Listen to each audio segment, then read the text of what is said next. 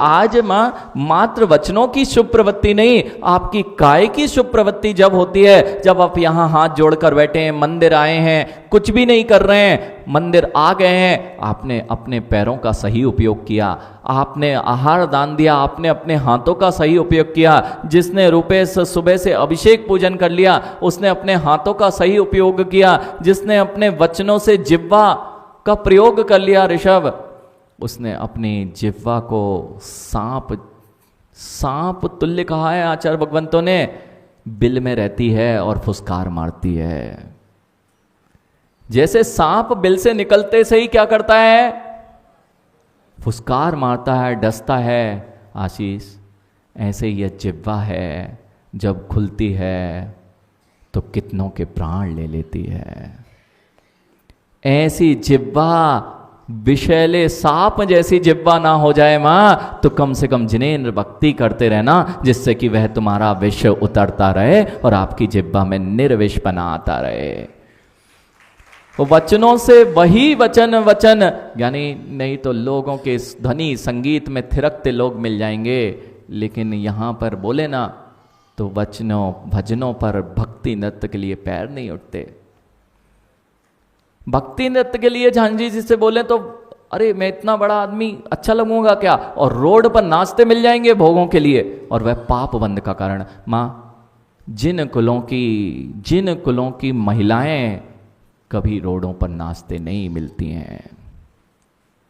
इसलिए चाहे बच्चे हों चाहे बच्चियां हों, भक्ति करना है। आप भक्ति के लिए कभी निषेध नहीं है, आप जिनेंद्र भक्ति कीजिए, मर्यादा पूर्ण भक्ति की जाती है। और जहां रोडों पर नाचने का प्रचलन है, यह जिन कुलों की परंपरा नहीं है, यह उच्च कुलों की परंपरा नहीं है कि एक महिला अथवा एक बच्ची रोडों पर इस नृत्य करते मिले।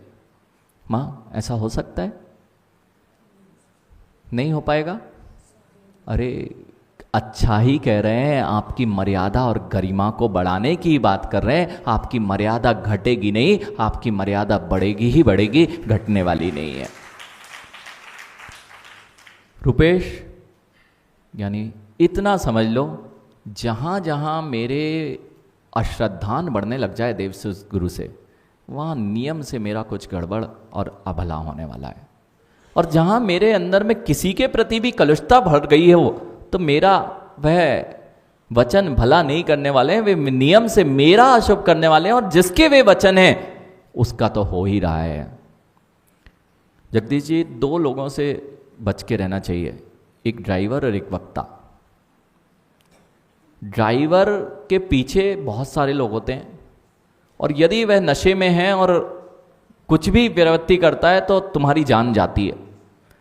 तो बैठ के जब बस में बैठो तो देख लेना चाहिए भैया ड्राइवर सही साठ है कि नहीं, कि गड़बड़ ना कर दे, मेरी जान उसके हाथ में।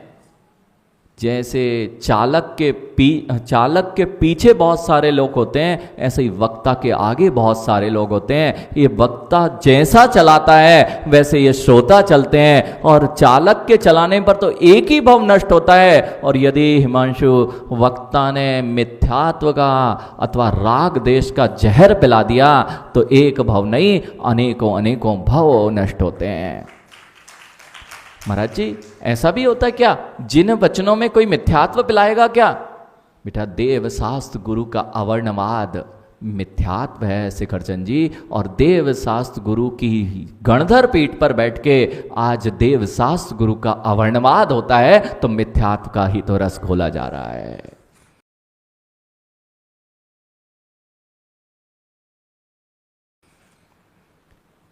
मां, यहाँ जब मुनिराजों के आप प्रवचन सुनते हैं तो मुनिराजों की प्रति आपकी श्रद्धा बढ़ती है या घटती है?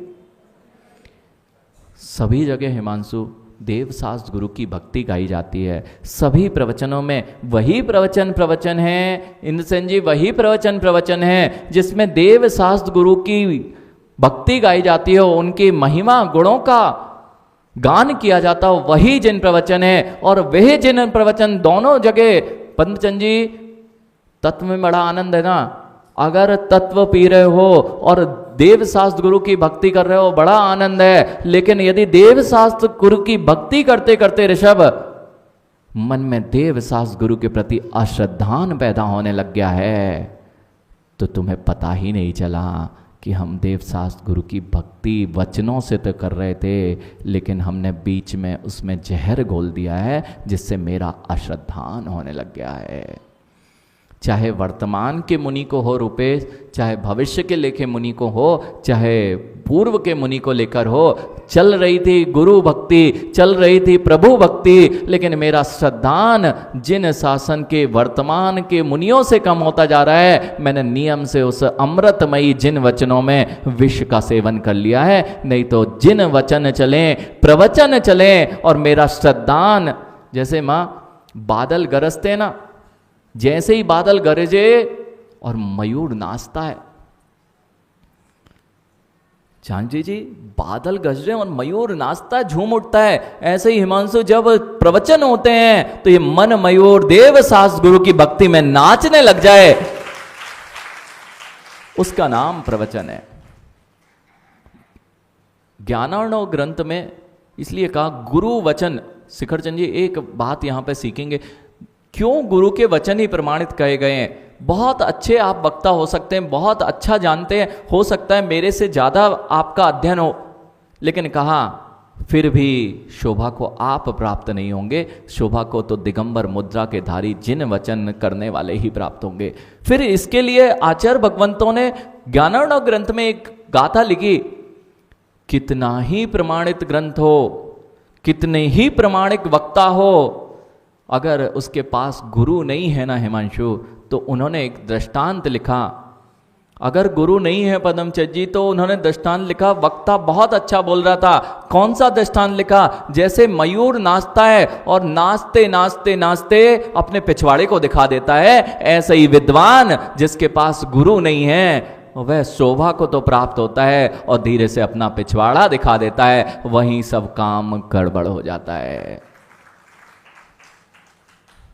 कितनी शोभा लगती है माँ, कोई भी मयूर यदि नाचे महिमा आती है, लेकिन फिर वही बात आ जाती है कि नाचते नाचते कहीं कुछ गड़बड़ ना हो जाए।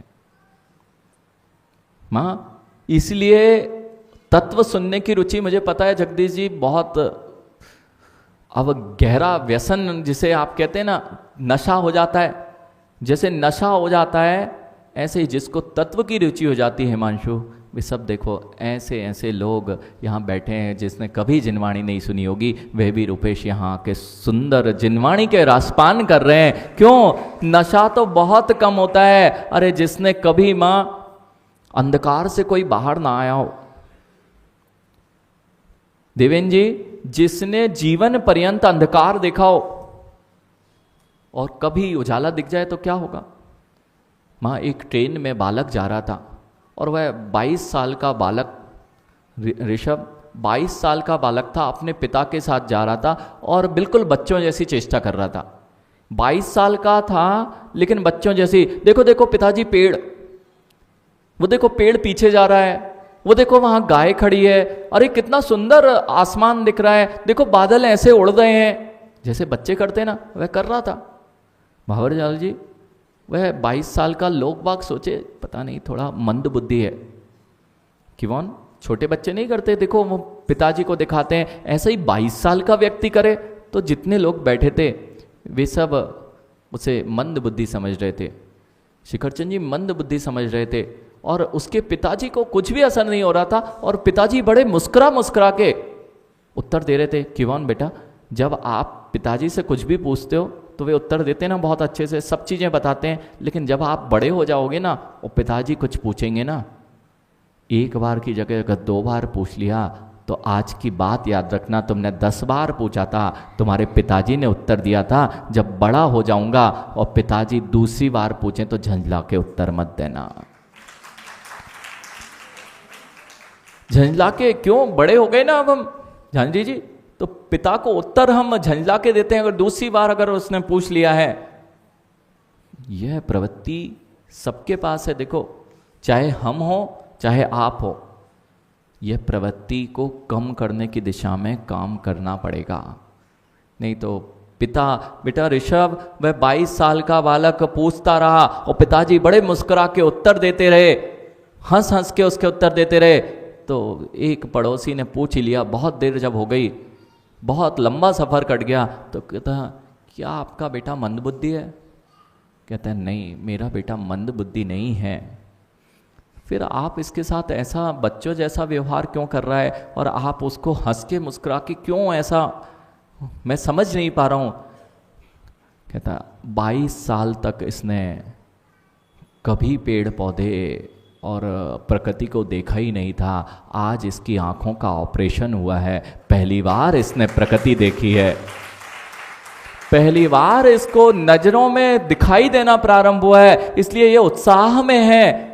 और उसका उत्साह देखे मेरा मन भी प्रसन्न है कि जिसने 22 साल तक कुछ ना देखा हो और 22 साल के पश्चात उसने पेड़ पौधे, ऐसे ही ज्ञानियों जिसने अंधकार में जीवन व्यतीत किया और 22 साल बाद रोशनी आई, जिसने माँ अपन जैसों ने अनंत काल तक मिथ्यात्व के अंधकार में गमन किया, और आज जिनेंद्र वाणी का यह प्रकाश मुझे दिखाई देगा, तो उत्साह में तो आना ही है। आशीष, 22 साल बाद, अंधकार के बाद यदि कोई प्रकाश दिखे, कोई चीज़ दिखे तो क्या आनंद होता है। ऐसे ही अनंत काल में मिथ्यात्व रूपी अंधकार ने मेरे को घेरे रहा, आज थोड़ी सी सम्यक की किरणें प्रकट हुई, ये सम्यक दर्शन ज्ञान चारित्र की किरणें प्रकट हुई, तो आनंद से तो मन नाचना ही नाचना है। इसलिए ज्ञानी रूपेश जब सम्यक प्रकट होता है ना, जैसे वह बालकवत चेष्टा कर रहा था, ऐसे ही जब जिसको सम्यक होगा हिमांशु, उसका मन मयूर नाचेगा। चाहे देव शास्त्र गुरु की भक्ति जैसे ही मिलेंगे, वैसे ही बालक उचक उचक के बोल रहा था, देखो देखो वह पेड़ है, ऐसे ही बोलेंगे देखो देखो ये मेरे गुरु जा रहे हैं, देखो देखो ये मेरा मंदिर है, ये आरती के लिए वह थिरकेगा, भक्ति के लिए थिरकेगा। ऋषभ बोलना नहीं पड़ेगा कि बेटा भक्ति कर ले। कैसे कर रहा था वो? बोल के बताना पड़ता था कि देख बेटा वो पेड़ है, देख बेटा बादल हैं, जैसे ही मिला फिर उचकता।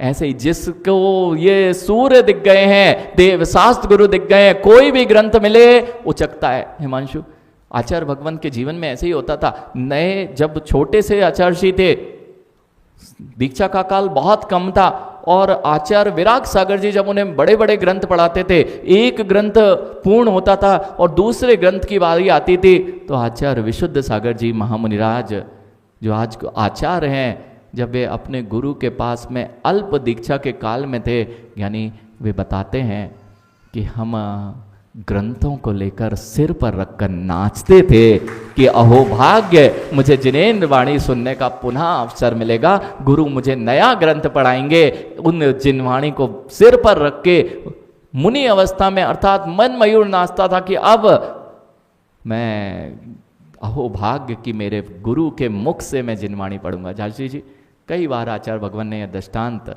सुनाया है। ऐसे ही माँ, जब गुरु मिले सारे काम छोड़ दिए जाते हैं, जब प्रभु के सामने आते हैं तो भक्ति में मन मयूर नाच उठता है। ऐसे ही जब जिन वचन सुनने का आनंद आता है पद्मचंद जी, तो मन मयूर तो नाचेगा ही नाचेगा। लेकिन इस नाच में कहीं गड़बड़ ना हो जाए सुरेंद्र जी, बस इतना ध्यान रखना। जगदीश जी ध्यान रखना, ये सब मुस्कुराते इसलिए मिल रहे हैं क्योंकि देव शास्त्र गुरु के प्रति श्रद्धा न बढ़ रहा है। और इस गणधर पीठ पर यदि एक भी जन आपने ऐसा बिठा दिया शिखर चंद जी कि गा तो रहा था देव शास्त्र गुरु की महिमा और हो रहा था मुझे अश्रद्धान, तो मेरा काम सब गड़बड़ हो जाएगा। इसलिए पद्मचंद जी, आप इतनी दूर से रोज आते हैं, रोज यहाँ तक तो आना, जब तक आपका श्रद्धान है तब तक तो आना। मात्र ध्वनि में अपना मन मत लगा लेना कि तत्व चर्चा की ध्वनि में बड़ा आनंद आता है, लेकिन तत्व चर्चा की ध्वनि में वहीं पर स्थान पर जाना जहां देव शास्त्र गुरु के प्रति आपका श्रद्धान ना बढ़ने लग जाए। नहीं तो ध्वनियों का राग बड़ा विकट है। हाँ माँ, कौन कहता है भगवान, बोलो बोलो, कौन कहता है भगवान ओ निर्गुण न्यारे।